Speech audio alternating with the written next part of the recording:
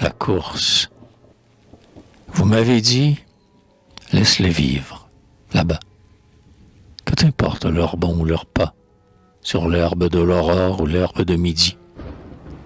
M'avez-vous dit? C'est vrai, ma maison est haute et belle sur la place.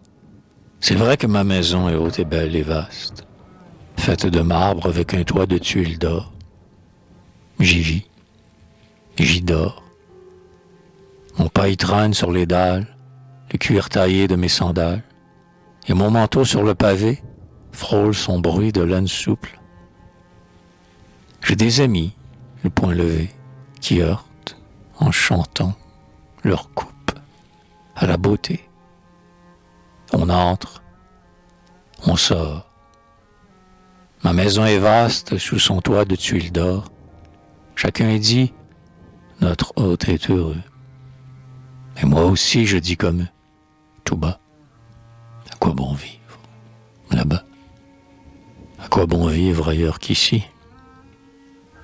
Puis le soir vient et je suis seul alors dans l'ombre, et je ferme les yeux.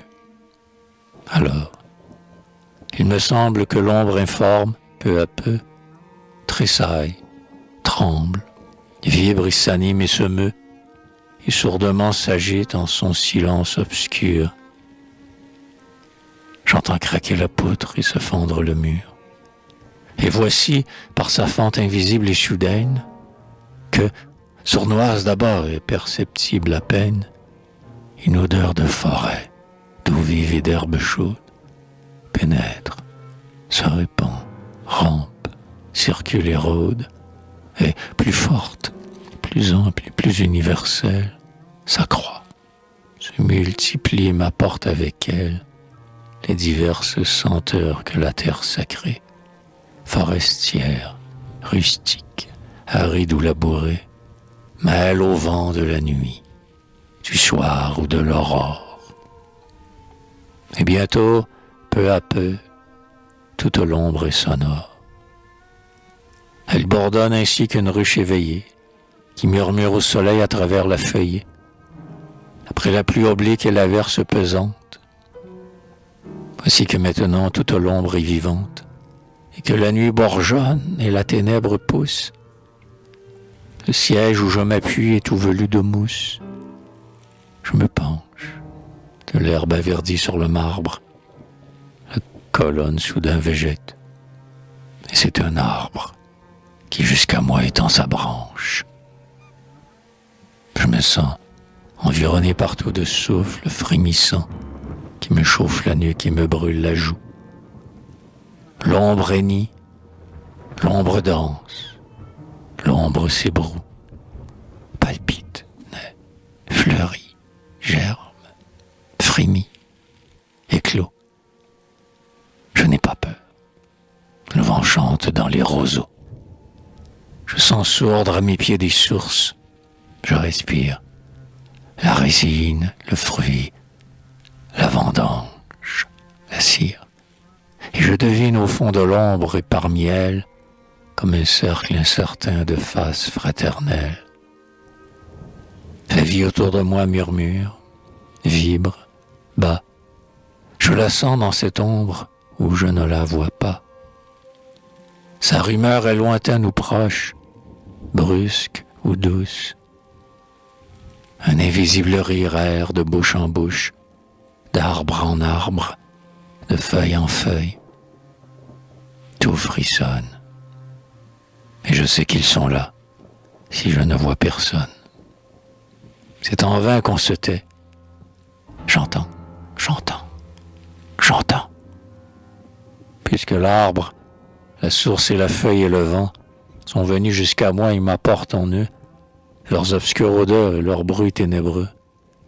Êtes-vous là, fils de la glèbe et du sillon, hôte de la forêt, de la plaine et du mont, aux formes demi-terrestres et divines?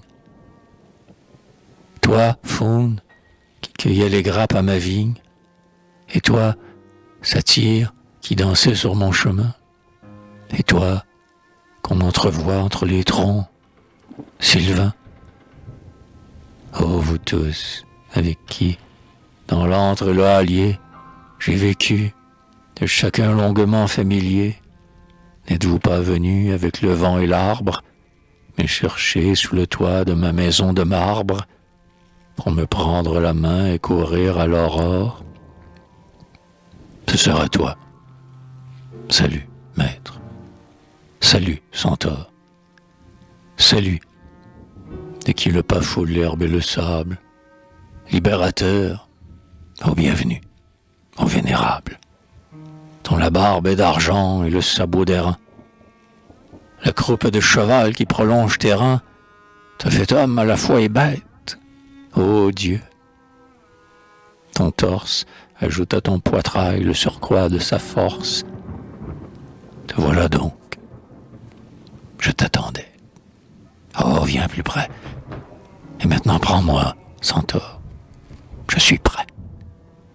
Je vais sentir ton poing me saisir à plein corps et, d'un geste puissant et d'un facile effort, me soulever de terre et m'asseoir sur ton dos. Il m'a pris. J'ai senti son souffle sur ma peau. Je serre son flanc rude et je m'accroche à lui. Ma tête lourde à son épaule pour appui. De mes deux bras, j'étreins sa poitrine. La ville qu'il traverse est silencieuse et dort tranquille. Son pas égal résonne aux dalles de la rue. Voici le mur, la porte et la campagne nue.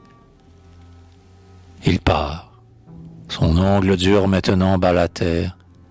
Et toute la nuit vaste, immense et solitaire, et l'ombre aventureuse et l'espace incertain s'ouvrent au cabrement de son galop divin.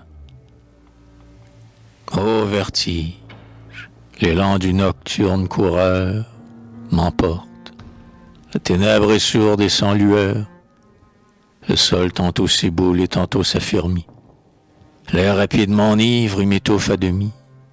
Le centaure tantôt se cabre et tantôt fonce.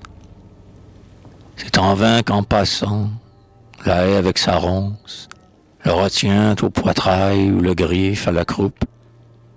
Sa course furieuse et brusque s'entrecoupe du fossé qu'il enjambe ou du ravin qu'il saute. Ici, le sable mou cède. Là, l'herbe haute l'entrave. Le caillou roule et ronfle avec bruit derrière ce passant qui défonce la nuit. Le terrain sous son pied s'ébranle, gronde ou sonne. Une montée en vain l'essouffle et l'époumonne, que sa pente le rue et redouble l'élan.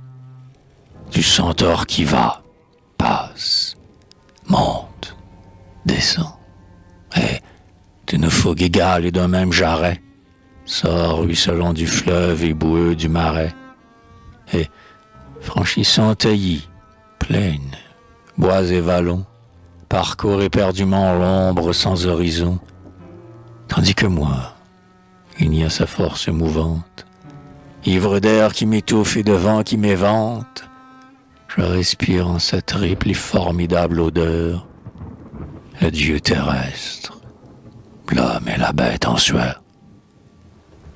Encore, longtemps, toujours et d'écho en écho, l'espace retentit sous les quatre sabots. Voici l'aube pourtant, bien qu'il soit nuit encore. La ténèbre blêmit et l'ombre se colore.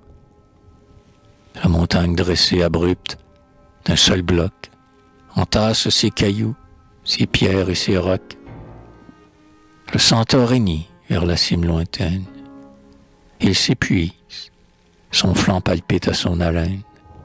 Il glisse, bute, tombe et sa force est à bout. Il boite. Le sang rompt les veines de son cou. Mais il monte toujours et sous moi je le sens, d'un effort monstrueux arqué son rein puissant. J'entends râler sa gorge et craquer ses jointures. Le pic vertigineux qui l'attire s'azure. Nous allons vers le jour et la nuit reste en bas. Le centaure s'acharne et monte. Chaque pas, le hasard de la chute et le risque à l'abîme.